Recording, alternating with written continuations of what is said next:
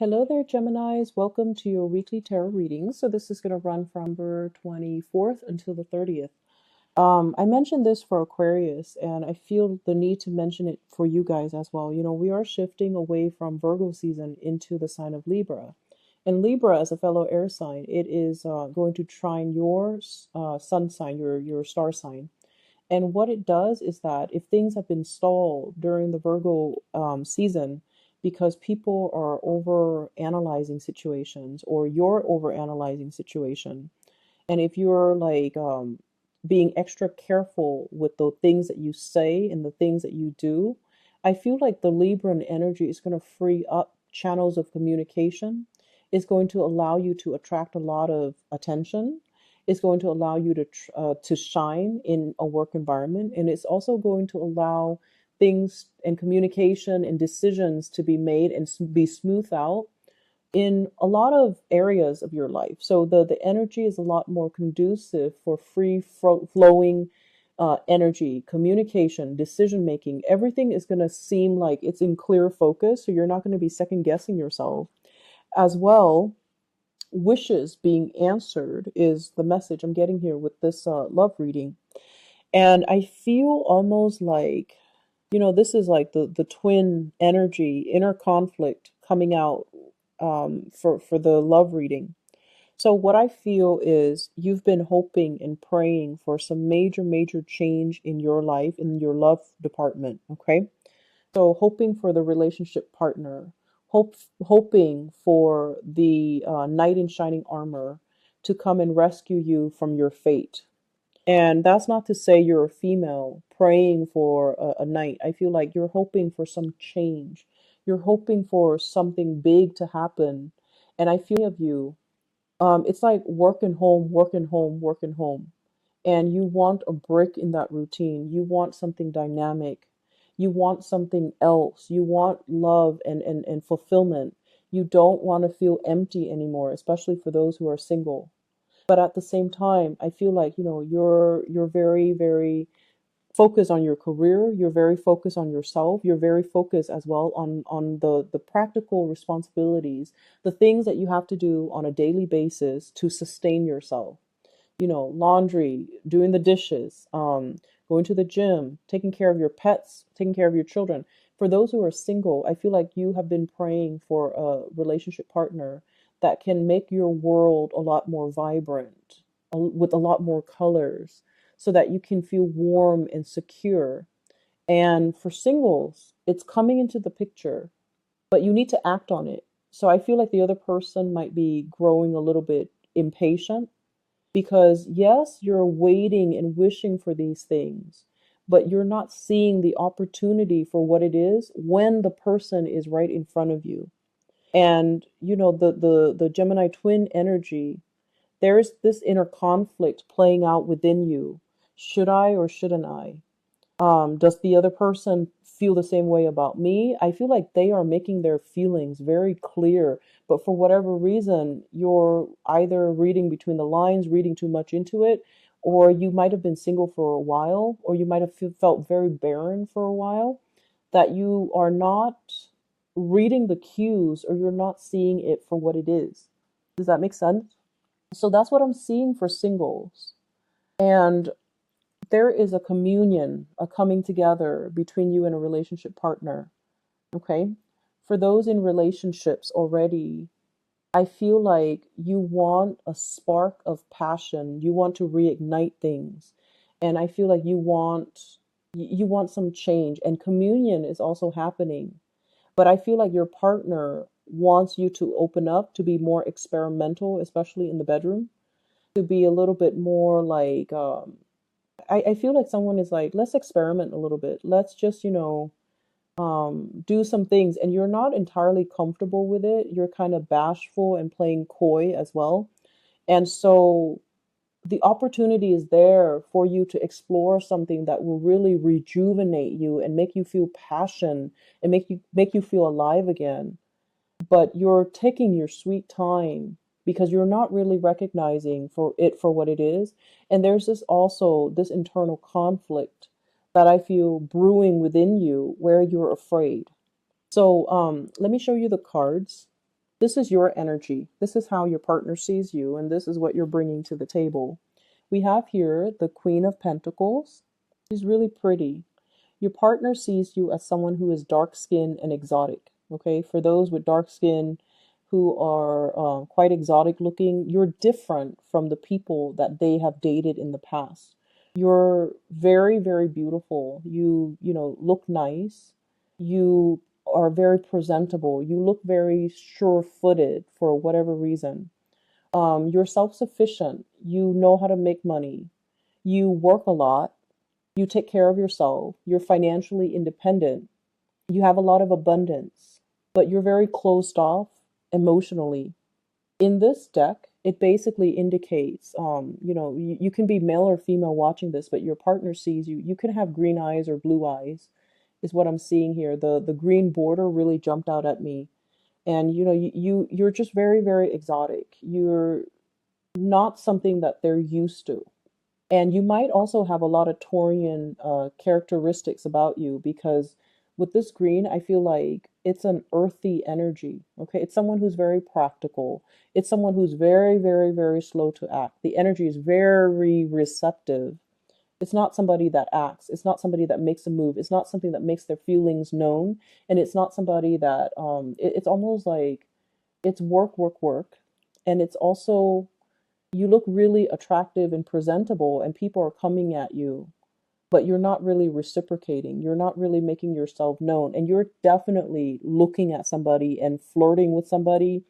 And, you know, when they see you, I feel like, or when you see them, I feel almost like this damsel in distress type of energy where you soften up, where you know, you ask them, can you help me do this? Can you help me do that? Your voice gets a little bit different. Your demeanor is different. So you definitely, for singles, you have somebody that you're eyeing, okay? Um, this is the person that you're dealing with. And the message I'm getting from this card is forget me not. This is someone that is not easy to forget. They're very memorable. They have a very strong personality. They have a very strong impact in your life. So we have here the King of Swords, and this can be an air sign, an Aquarius, a Gemini, or like another Gemini that you're dealing with, or a Libra, Aquarius, Gemini, or Libra. This is somebody that is very, very focused on the head, the upper chakras. Okay, he's got wings on his head, very mercurial. So you might be dealing with another Gemini or someone with strong Gemini traits. Very analytical, very concise with communication. Someone who's very strategic. They plan things out in their lives and they execute plans that they spend a lot of time, you know, on. Okay, so I feel like they do things with a purpose. They do things with an agenda, and every action leads towards an objective. So in a way, they can be very intimidating. They get things done, their plans come to fruition, and everything they say, you see it manifest. So this is someone who's a doer. This is someone who's just not just there to talk, they're strategic. So whatever information they share with you, everything is shared very, very strategically. And I feel like with this person, their presence is really strong. I am seeing like someone who makes such a huge impact. And the blue flower, the forget me not, this is someone that is a really major player in your life. And you can't really shake the connection. You're really looking at them. And I feel like they intimidate you. They really intimidate you. And they look at you like they're very interested in you, but they would like to see some type of acknowledgement from your end. Do you like me or don't you like me? They seem to me to be like a little bit impatient, and they're going to make their feelings known. So for example, if I'm feeling almost like I'm feeling almost like they're losing their patience. It's taking so long. The connection is taking so long. And I also feel as well, you know, with the wings on his head, maybe the two of you are not really talking about the right things. Maybe the emotions and the connections is being suppressed because you're working a lot, because they've got a lot of plans, because this is somebody who's a doer. And if they don't see the same actions from your end because you're not really making any plans, to connect with them. And yet the two of you, the attraction is really undeniable. I mean, they're clearly looking at each other. And this person is getting, look at his face. He's like, what's going on? And he's just like kind of grouchy looking, like impatient. And I feel like this is somebody who likes animals, who's very soft inside, but he's so upper chakra focused that he talks about things that might just be, very platonic. But there's definitely emotions here. There's definitely attraction. They find you very beautiful, and they find you possibly, it's almost like your beauty intimidates them, whereas their intelligence intimidates you. Like your beauty intimidates them and their intelligence intimidates you. So if this sounds like somebody that you're dealing with, they might not even be an air sign, but I feel like their patience is wearing thin, okay? Mainly because they want to make that connection, but you're not really giving them any signals like a green light. Green light, there we go. Green border, green light. You need to send them some type of a signal. Um, the other person that you might be dealing with, or what you're hoping to come into the picture, because all of these cards are major arcana cards. We have here the death card, wanting that change, feeling like you're a Skeletor, okay? You're this person walking around kind of cold in an environment where you don't have skin, you don't have a heart, you don't have feelings. Feeling like you're just going through the motions in a very barren landscape, feeling like you're just going to work and home, not feeling inspired in your life, and finding like wanting to find that spark of passion, wanting to find some type of a reprieve, wanting, a change. And I feel like you've been feeling this for some time, and you have a partner that's coming into your life that's going to bring all of that with the judgment card. The judgment card is contact, communication. You've been waiting and praying for something for quite some time. And this is why I mentioned if you wanted a new start for a very, very, very long time, because the status quo is not working anymore. And I feel like, this little angel here is bringing about clothes and warmth and prosperity and the green and just like opportunities. So you're headed in this direction, which is communication, contact, breakthroughs, realization, epiphanies, awakening, revelation. So I feel like all of these words signifies a brand new start, and yet you're not making the start. Okay, you're apprehensive, and I feel like you expect the other person to make a move. And what's coming through as well is a communion. I'm using all these biblical terms, but I feel like, there's so much like angelic presence. The temperance card, it's like the two people coming together. And it takes two people to step forward to one another to come to a mutual space of understanding. And the image that I'm really drawn to is that tree. And every time I think of tree, I think of somebody who is like a very old soul. So you might be dealing with someone who's a very, very old soul. They have things to do, places to go, and they need to travel to raise their vibration. And what that means is they want to learn. They don't like to have opportunities pass them by. And so if they see you as someone who lets opportunities pass you by, they might not feel like you're the right person for them. So I see like on a very deep soul connection. And I also feel like somebody is teaching you a lot about yourself. Someone is revealing to you that you've been behaving like this.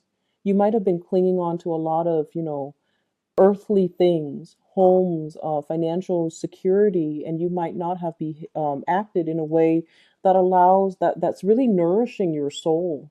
You might have everything at your disposal, but if you're like this skeleton here, where you're operating in a barren landscape and you don't feel human and you don't feel like you matter, and then you let these opportunities pass you by, it can be very detrimental. So someone is bringing in this realization and this major awakening in your life, and you start to feel passion and that sense of communion again, that sense of like you're meeting someone who is a kindred soul, who's teaching you a lot about the world, who's an old soul, and they can give out a lot of insights and advice. Then go for it. Okay. So I believe it was last week where there might be third parties. Whereas I feel like this week, your energy is definitely focused on one person. And I have a very strong air sign, Aquarius, Gemini, and Libra. And I feel like there's a major learning curve that has to happen with this person. So opening up your communication with this person is going to be critical. And I feel like the person you're dealing with, they find you very attractive, very beautiful, but you might be a little bit too, they might see you as a little bit too materialistic. They might also see you as someone who doesn't take initiative, and they're kind of impatient. Okay, if you like them, go for it, because I feel like the major arcana cards are giving you your spiritual advice in love, and it's saying that this can be a very beautiful and fruitful union, and it can really grow. And this is a card of Sagittarius, so you're dealing with someone who might be your polar opposites, might be a Sagittarius as well. So I have air sign, Scorpio, and Sagittarius. So Aquarius, Gemini, Libra, Scorpio, Sagittarius. But these are people that are very polar opposites from you. In other areas of your life, your spiritual advice here is once again the big reveal, the revelation. And I feel as if it's a continuation of the love reading. That's what it feels like to me. And I feel like it harkens back to last week's energy where there might be a third party interfering. So I hate to, revisit the same themes, but that's what it feels like, because we have the Ace of Cups, the High Priestess, the Seven of Swords.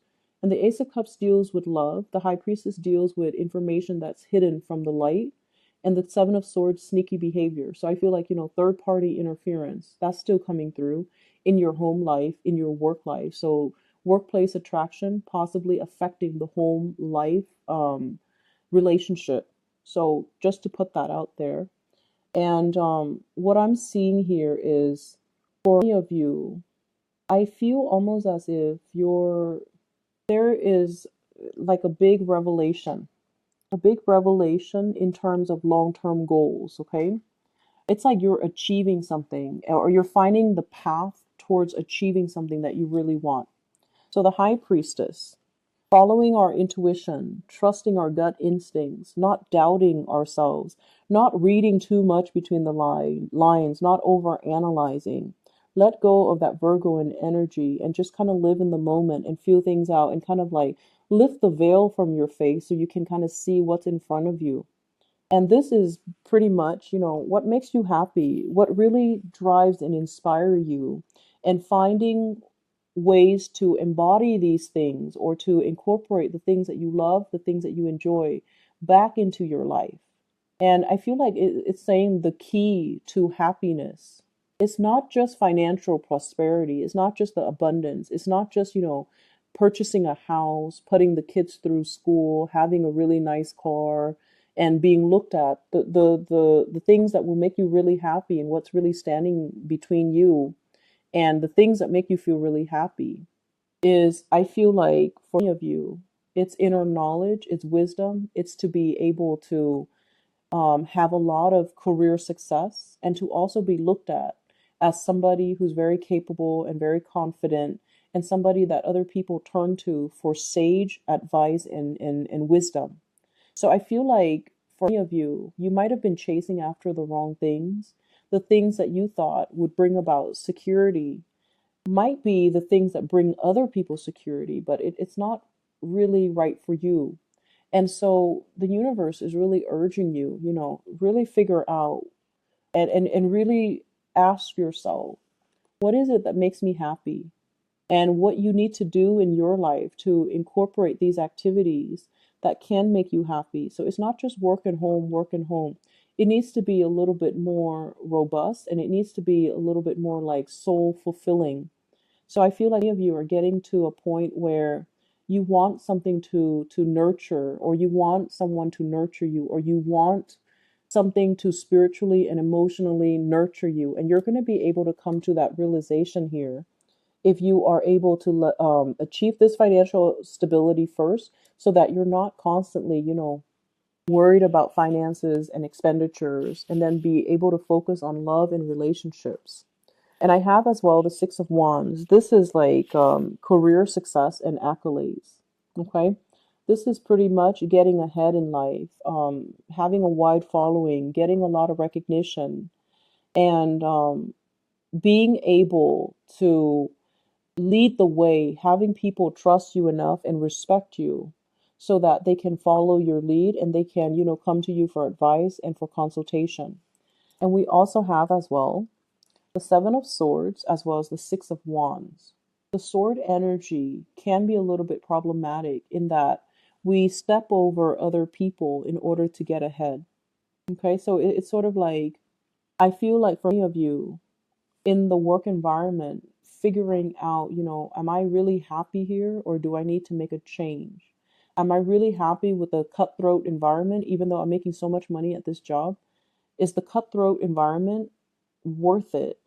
Or should I find a more harmonious place to work? And I feel as well, it's sort of like somebody is stepping over somebody in order to achieve, in order to get ahead. And you're seeing it and you're not liking it. So there are just huge things about, how do we find emotional fulfillment? What's right? What's morally like the right thing to do, as well as things that we need to kind of incorporate into our lives so that we're not feeling like this, like life is barren and that the work environment is like it goes along, it moves along, but you're not feeling inspired. So finding that inspiration possibly in the work that you do, changing your job, or even finding that inspiration through other avenues. It's like you're expecting one area of your life to fulfill all of your emotional needs. And as a Gemini, that's nearly impossible. You need to have other things going on. You need to have friends. You need to have hobbies. You need to have family. You need to have, you need to be able to travel. You need to be able to take time away from work and, rejuvenate, go to a spa, get a massage, do like things that make you feel human and alive and that you're worthy, okay? So I feel like the need to get back to your creativity, that's also in line, okay? So Geminis, I'm going to end the reading right here and I hope the reading is helpful for you guys. I will be back next week, okay? I'll take care of yourself and I'll talk to you guys soon. Bye bye.